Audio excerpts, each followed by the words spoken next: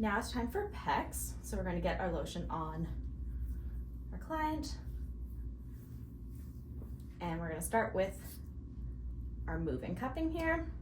So putting it on nice and light. And the size of cup that we use here will depend on how much surface area you have available to work on, and make sure that you have a nice tight drape across the chest. Or we can do our pop on and pop off.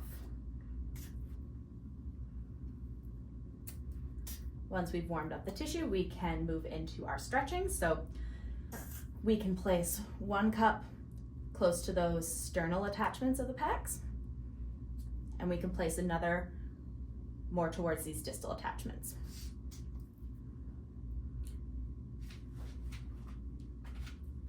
Now to go into the stretches here, you're going to want to have a good grip on your client's arm.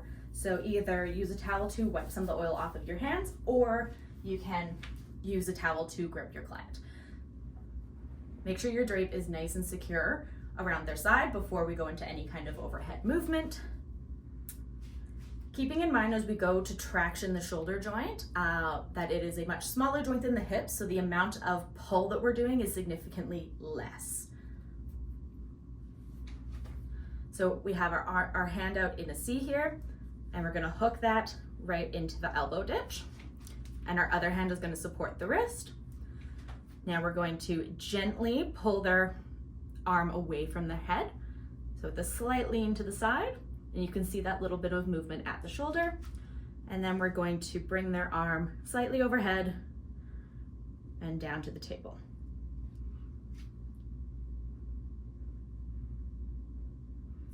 We want to make sure that when we're tractioning the joint here, that we don't see pulling the entire body over to the side. You want to keep that movement isolated just to this shoulder joint. So just that slight movement. And then into our stretch.